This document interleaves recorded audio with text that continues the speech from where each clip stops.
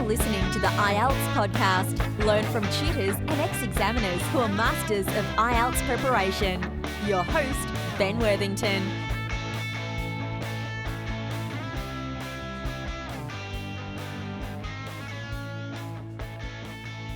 Hello there, IELTS students. In this episode, we are going to look at speaking strategies. And we're going to look at how to expand your answers. And I want to help you with this subject because, as you probably know, over the last couple of weeks, I started accepting online students for tutoring to help them pass the speaking part. The reason I did this was because in the future it's going to be a service we offer, a new service, and I want to perfect the technique. And at the moment I'm doing the classes, but in the future when it's a service offered to help more students, it'll probably be myself and another tutor that I train. Now, I've got two techniques that I really like using, and I like using them because they help deliver fast results, and especially by delivering sort of like quick and automatic answers.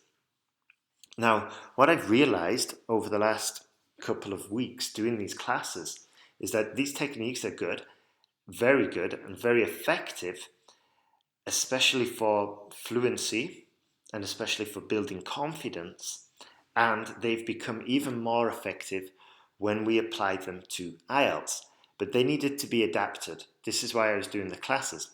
Now, here's some useful advice, because these questions are good, these techniques are good to get you started, to get rolling, so to speak, with your answer.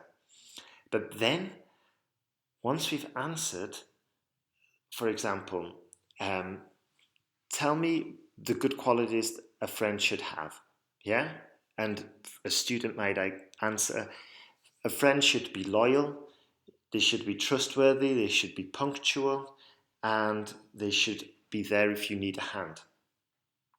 Now, where do we go from here? You've answered the question, but the examiner did not ask you that question to find out if you had the characteristics of a good friend, you know? They weren't asking about what you think are good traits of a friend because they want a friend for their daughter, okay? They're asking you probably know this, but they're asking you these questions because they want to hear your linguistic ability. It's not about if you're a good person or not. They don't really care about the books you've read. They want to know if you can express yourself. So, as I was saying, we answer the question.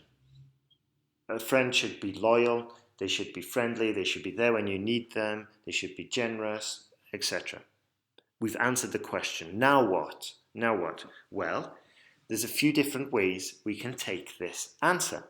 We can say because, and we can say they should be loyal, because if a friend is loyal, you know that they will stand up for you, that they will be there for you in difficult times, and, for example, maybe you lose your job, but if the friend is loyal, you can be certain that they will stick around. Yeah? Now we've answered the question, and we've gone into details. We said because, and it slipped out, but this was going to be my next point. We gave an example. For example, if you lost your job, and we can go for detailed examples, and we can also go for hypothetical examples. We can go for detailed real-world examples for explaining what happened in the past. Yeah? A friend should be loyal. For example, a few years ago, I lost my job in the bookstore, and it was because the new manager wanted to clear out old employees, but my friends, they stuck up for me, and they helped me fight my case against the new manager, and eventually I managed to stay there. So there we go. That was my example, and that's a real world past example. Now, I kind of slipped onto the next technique of giving examples or expanding your answers. And the third technique that I want to share with you are stories. Now, you might think that a story is a long, elaborate conversation and you have to do all these different sort of like techniques and details, but no, a story has three components: a beginning, a middle, what happened, and an end. Beginning, middle, brackets, what happened, brackets, and then end. For example, I went to the shops, I bought some Cadbury's chocolate, I came home. Beginning, middle, and an end. That was the most basic story you'll ever hear. Granted, I understand. However, that's a story, yeah? Going back to what we were saying, what are the qualities a friend should have? A friend should be loyal because, for example, once I worked at a bookshop, I got fired, my friend helped me argue my case, and I got my job back. Okay? Three stages of the story: beginning, middle, what happened, and an end. Yeah? I've reduced it down to three. If you want to go a little bit further, you can say, this is important because, so I got fired, I lost my job, my friend helped me argue my case to get my job back. Eventually I got it back, and this is why I think loyalty is important, because without loyalty, my friend would have just abandoned me and I would have had to fight the manager and the company on my own, by myself.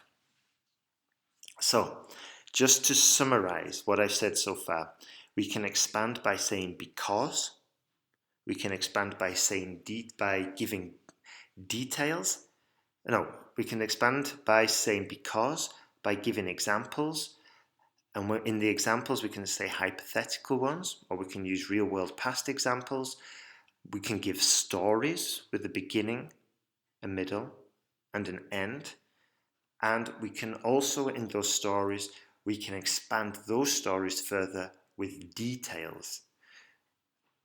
Going back to my bookshop experience, we could say, I worked in a bookshop in Huddersfield.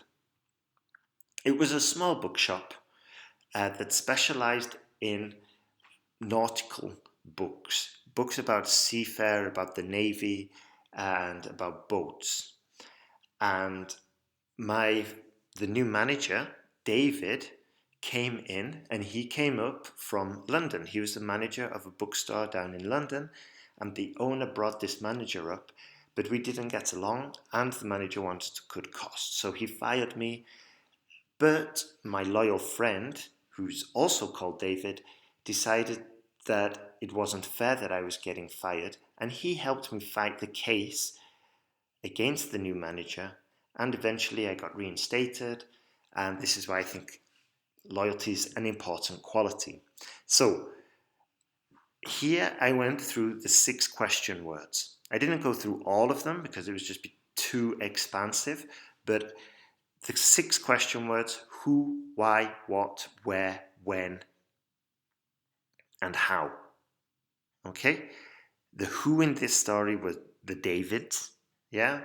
The where, I mentioned 2 locations, one up north in Yorkshire, England, Huddersfield, my hometown, which is near Manchester, and also London. And I said he came up from London, and I'm expanding my answers with the details and a story. So remember, the main point of this tutorial is fair enough, we may be doing classes together, and I can get you to the point where you're giving answers quickly and automatically, but still we need to develop them. And my final point is that different students need different classes or different skill sets. Like some students, for example, I've noticed this, that they will sprint and then crawl and then sprint and then crawl. I'll give you an example of what this sounds like. So I used to work in a shop in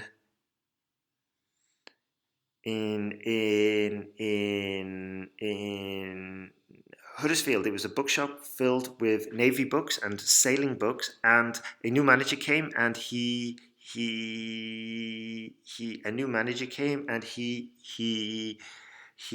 wanted to find me to cut costs. Can you see? We're sprinting, then we're slowing down and stopping, and then we're sprinting again. Okay? This is not a good technique. If this is how you speak, then you need to focus on your delivery. Okay? Another way that this problem might manifest itself is if you're stretching words. Yeah? So a new manager came up and he fired me because he wanted to reduce costs. Yeah? And when you're stretching the sound, stretching the vowels and stretching the words, this is a common trait for speakers of Latin languages, especially Portuguese, Spanish, Italian. They stretch the words because this is possible in their own language. Also, from my experience as well with Indian speakers, they have this sprint, crawl pattern. And I think this is because this is possibly how they communicate in their own language as well, where it's like speed and then maybe stopping and then speed again. But in English, if you have this issue in English, then you need to focus on your delivery. And the homeworks I've been setting and seen great results from, it's mimicking. I've talked about this before. You listen to an audio and you try and repeat it exactly, not only word for word, but also sound for sound, the intonation, the rhythm, the pronunciation, everything. And we're only focused on delivery. And this way we can improve. Later, we look at techniques for expanding your answers, for example. Or we look at techniques for improving your answers and using different grammatical structures. But for some students, all we need to do is work on the delivery. So that's it for me. This is just a quick tutorial that I wanted to help you with. I wanted to share just some tips for the speaking. And if you are interested in improving your speaking abilities, then at the moment there are still some spaces left for classes, online speaking classes. It's one-on-one, it's Skype classes. I had a lot of students go through the course already, and yeah, I'm pretty certain as well soon we'll be having some success stories online, which I'm quite excited about. Maybe you'll be a part of those success stories. That'd be fantastic. But yeah, as I said, at the moment it's me doing it. Probably in a month or two, there'll be a new tutor taking over who I trained up. And yeah, it'll be a good opportunity for you to practice all these techniques. So, my name is Ben Worthington. Thank you very much for listening. Have a great day and all the best with your IELTS preparation.